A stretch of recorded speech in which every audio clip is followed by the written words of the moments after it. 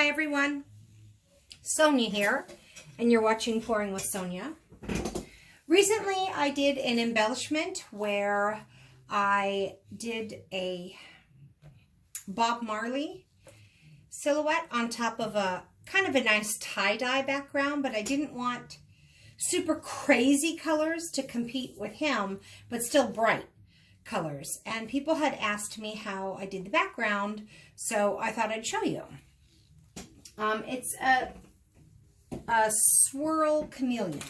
So if you are familiar with the chameleon technique, it's where you take silicone oil and drop it, or you use a tool to apply it directly. Instead of putting the silicone in the paints, you put the paints down and then you apply the silicone strategically. So what I have here is I have a Lazy Susan and I have a 12 by 12 inch because that's going to help me with the swirl. So I have my 12 by 12 inch on a Lazy Susan, and I have this fine line applicator, and in this fine line applicator I have my silicone oil. So if I take the lid off this, oops,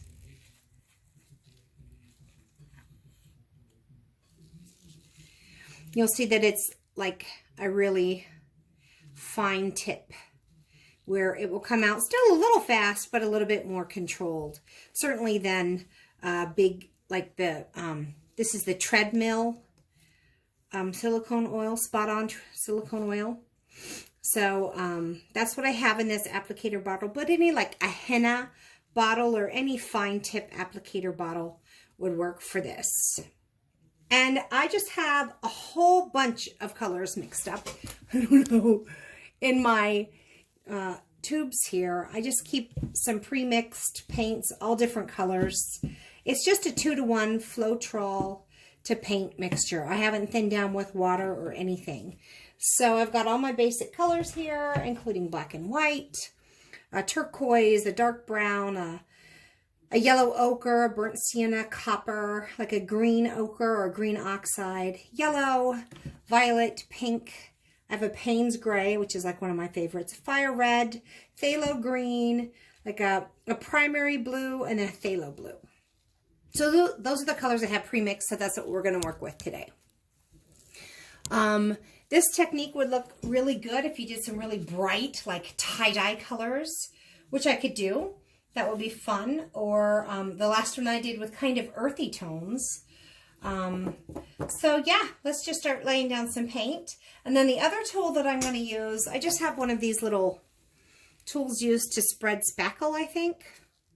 I don't know exactly. But it has different variations of how deep it is. So I use this a lot of times when I'm resining. But what I'll do here is I'll use it to scrape off the paint and keep it only a certain thickness. I don't even remember what I did last time. Maybe this one? Not the thickest. Maybe this one or this one. I'll see when I get going. But basically I'm going to use it to kind of spread the paint around before I apply the silicone, and so that it's not too thick.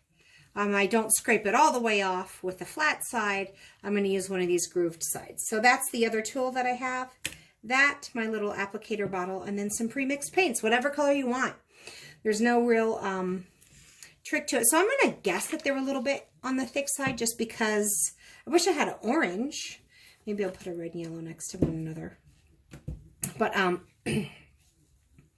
there's no real trick to having it mixed up, whatever your normal painting mixture is.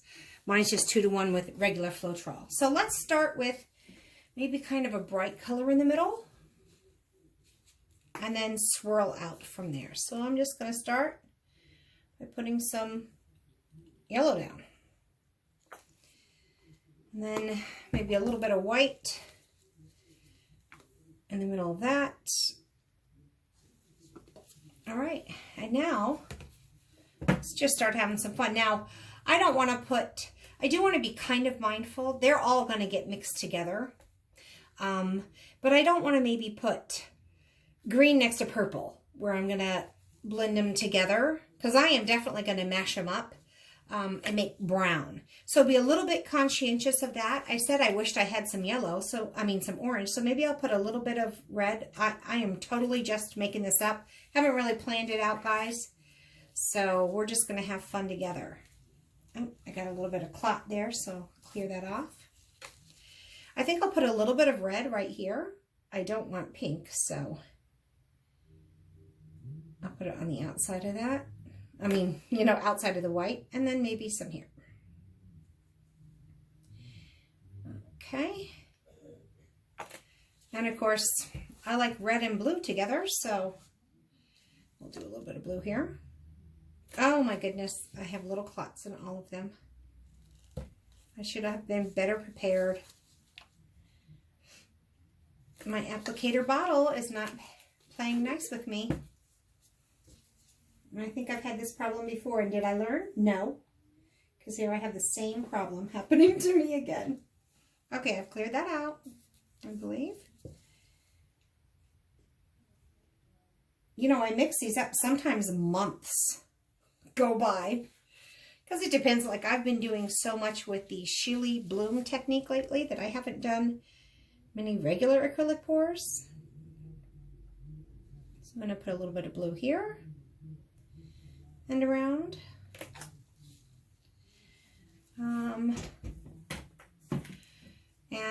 I think blue and green look nice together. Kind of make a teal maybe. So I'm just going to put this out here. I'm not too worried about any of this. Maybe a little more yellow in here and out here.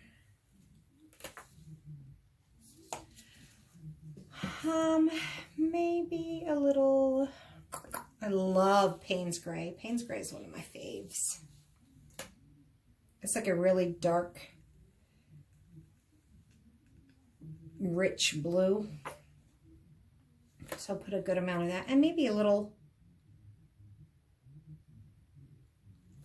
just for some contrast. Then let's see. How about some lighter green? A green oxide here. So there's really no real method to my madness, other than be a little bit conscientious of the colors you're putting down so that you're not putting, like I said, purple and green together. Maybe a little more. Now maybe some phthalo blue. So I've got a primary blue. I've got my Payne's Gray. Oh, maybe I'll put my little phthalo blue down. I have to clear my, unclog my little squirt bottle again. Sorry, I wasn't better prepared for that. So lots of fun blues here.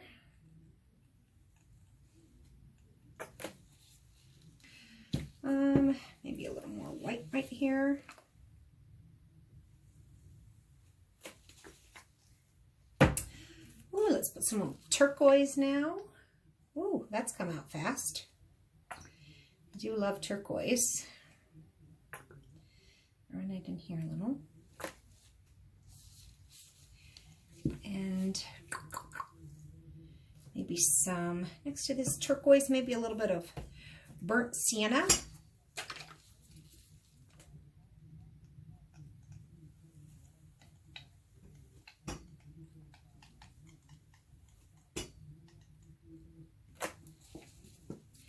And now maybe a little more red out here.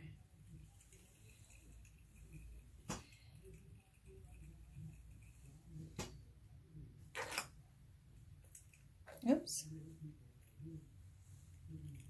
Okay. Let's see, that's on, that goes on my blue here. No, you know why I have a train wreck. Maybe we'll do some, this raw sienna out here.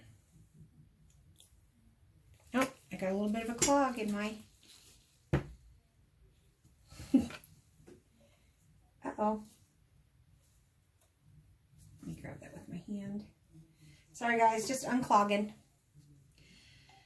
It's not very well prepared. Okay. Okay, so you can see there's not too much really.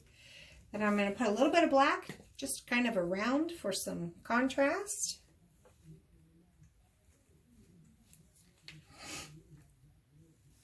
And let's start with that. If I need to come back out and grab some for the corners, I will. But I'm going to kind of spread this out, so that might be quite enough.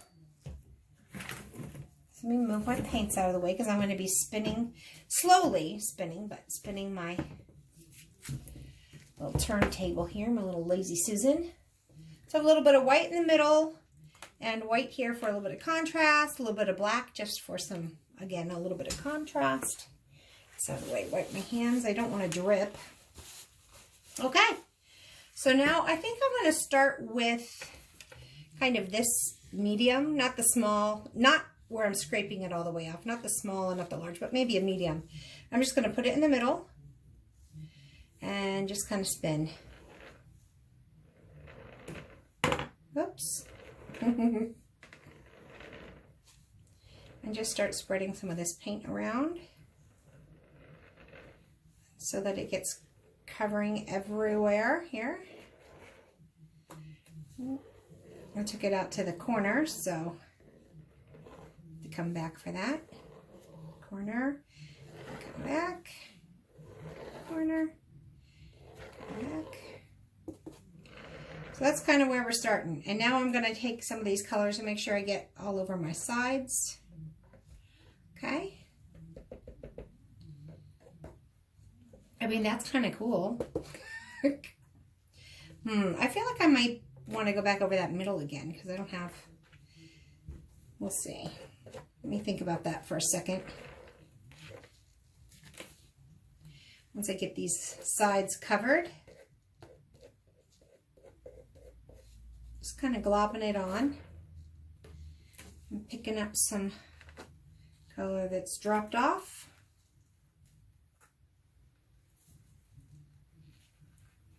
Oops, it's catching on my little puppy pad.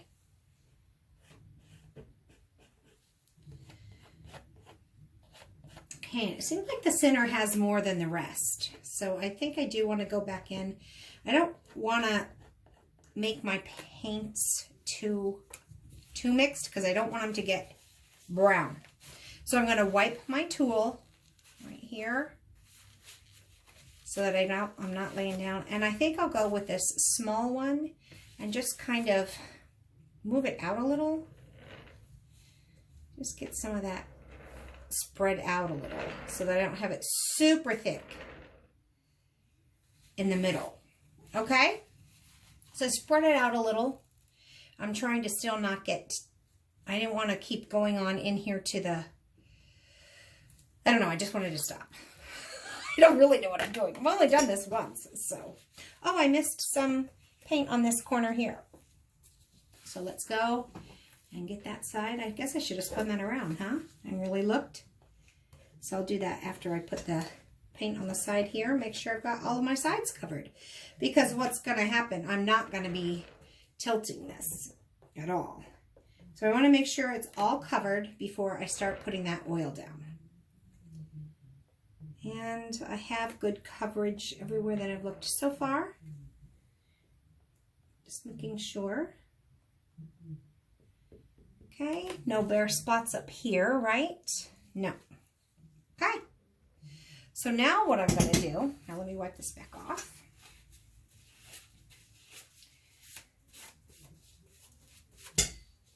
Okay. So now what I'm going to do, I'm going to make sure you can see that. You can. Oh, maybe I should get that light a little bit out of the way. There we go. So now I have my oil. Take the lid off.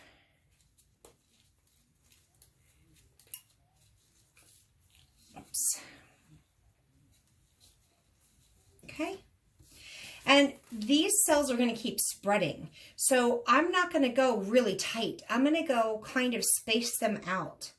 Kind of big, and then let it sit for a minute, and then go back in, and I can do a second round if I want. Okay? I mean, that's kind of cool right there. Just like that. But I still don't like how that didn't just get that color in there, but oh well. We will start right here and just let a drop come out. Let me make sure it's not clogged. Okay, it's not. Okay. Slow and steady wins the race here. And spread them out a little bit. And the turntable is helpful here. Although you don't have to, you can just eyeball it. This turntable definitely helps when you're spreading your paints out. So you see I'm not going too close or too tight because I want to give this oil a chance to really spread and not bombard one another. A lot of people do the chameleon cells specifically to bombard. But I'm trying to do kind of a tie-dye effect here, not so much the typical chameleon. So I'm just going to slowly start applying this. And I can come back in between these rows if I deem it necessary.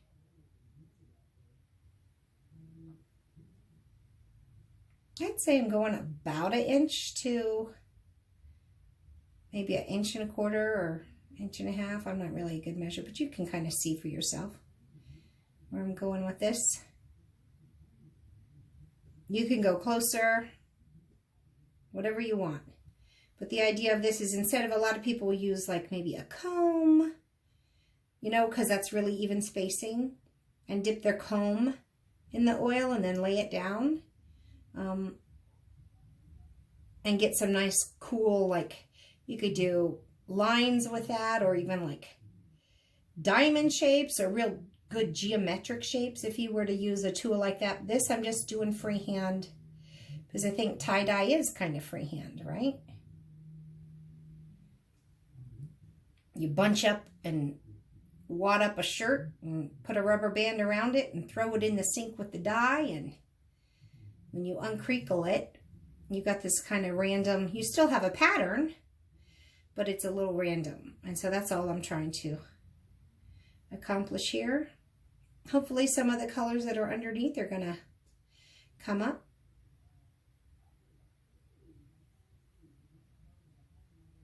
I guess I could go faster, but I'm afraid if I go too fast, then I will lose the control. So just don't rush it, you know? I'm always tempted to rush. Especially if things are going well. I'm like, oh, I can go faster. I'll just dot, dot, dot, dot, dot. And then all of a sudden I get a huge splurge. Could still happen, but I'm trying at least to go slow so it doesn't. And the other thing I noticed, I don't want to get too close to the edge, because then what's going to happen, if I have a cell that's right next to the edge and it keeps growing, which it's going to do, then it will fall off the edge and then stretch that shell into a weird shape off the edge, which can look pretty cool, but we'll see. Here we go, getting there, closer.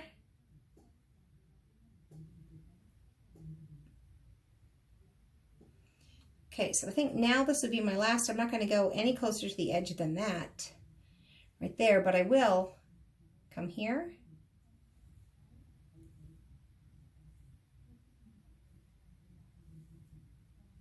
Maybe here.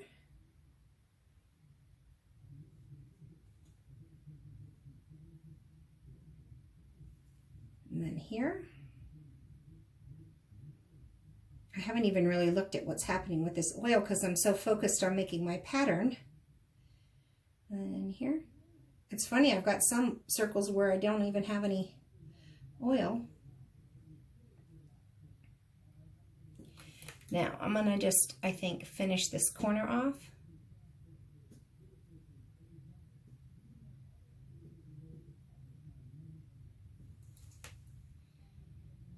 Here.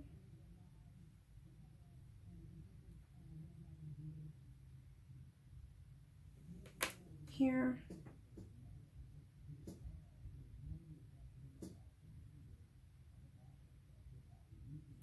here. All right, let's just let that sit for a minute. I'm not very happy about that center not having much definition, but I definitely have room to go in and do some more in here. You know, kind of fill in the rows a little if I want. Not sure. Trying to be a little patient and let this develop a little before I go in and just, because like right here, I don't need any right there. I think they're close enough. I want to have a little bit of that streaky, but right here, I feel like I can, in that center especially, but I don't need any there. I feel like I could go in here a little. I want some of the streaks to still be apparent though. I don't feel like I need much there. I think it's mostly in the center where, because I kind of like the spacing out here. I still have those lines of the where I was pulling. All right, so let's do a little bit in the middle. I think I'm going to start where I don't want to go past. Like I don't think I want to go past like right here. So I'm going to start here.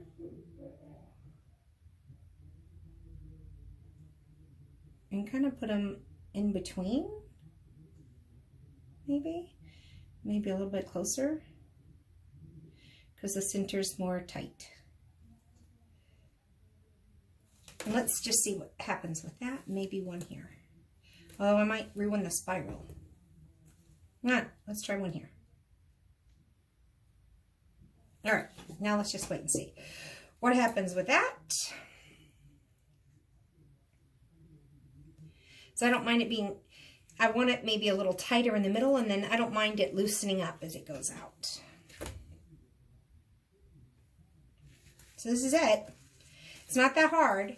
It does help to have a Lazy Susan, but you don't have to. If you just take a tool and spread it around, it just helps me keep it steady. I wanted to make sure there wasn't too much in the middle compared to the outsides, which there was, so we went back and did that. You just need to be mindful of your colors so that you don't make a lot of browns and muddied colors. So the greens and blues, the reds and yellows, I didn't really get any orange. I like the turquoise and the red and the, you know, I think I lost all of my burnt sienna, but I like how this kind of, the raw sienna, that kind of burnt yellow ochre, I like that on the outside. So it starts a little bright in the middle and kind of whoosh, goes out. All right, I think part of me wants to get on in here, but I kind of like the stripiness of it. So I think I'm just going to leave it like that. It is going to continue to expand. You can see how big some of these have gotten. So I don't want to go crazy. You really have to not overdo it with the oil because it's going to keep expanding for a bit yet. And I really like this little, I like the kind of, this turquoise I kind of got everywhere. And I like turquoise, so. And the green I've got everywhere. I'm glad I got some of that bright color in the middle with the yellow. But I like the yellow and the green together. I don't really get too much of the black, but I'm glad I've got a little bit of white in there for contrast. Just a little. Black kind of disappeared. I got a little bit, but really digging some of these cells. So that's where I'm going to leave it with you for right now. If I wanted to get a little crazy, I could try and swirl something in the middle here for a tighter spiral, but I don't think I'm going to with this one. But that's how I did it. You know, I used little different colors to kind of come up with Bob Marley's background pour. If I had to do it again, I'd probably have, knowing I'm going to paint over a big portion of it, a lot more red and green and yellow for Jamaica along the outside, because that's what was visible. And on his, I've got some of that, but I probably would have made more of that. But that's just kind of cool. So that's how you do a spiral chameleon. You just really need, you don't have to have a turntable, and you don't have to have this tool, but just something to spread your paint around. This just makes it easier. And the Lazy Susan makes it easier, but what you really have to have is some kind of way to have a really controlled way to pour out your silicone oil, because you're not using a tool, you're just eyeballing it, you're free handing it. So that's how I did it. If you liked this, oh, here, let me bring you in a little bit closer for look at this, because there's some pretty fun little cells happening here. So I really like these colors together. It could make kind of a cranberry color, but it's that, I don't know what those colors are. Obviously, it's the raw sienna with something. I don't know. And the red and maybe, I don't know, a little black. But that is kind of cool. Sorry, that is too much. There we go. We'll just kind of go around here, but a little bit closer so you can kind of see. And these cells are going to keep expanding. I guess I could spin it, huh? Just for you to see kind of the cool. I'm not spinning it to try and spread it, just to kind of show you the cool effect that it has. Here's some really cool cells here. And so I was pretty far apart, and they're pretty close together. This is the only place, like right in here, where I could add some more. But I kind of like the stripe, the stripiness of it there. So I'm not going to. I do like that I went back into the middle and added a little more there, so it tightened it up. And I was upset at first that I didn't have much mixture in the middle, but I kind of like that. It's like a starting point there. So bummed I didn't get any orange out of it, but it's a pretty cool looking pour.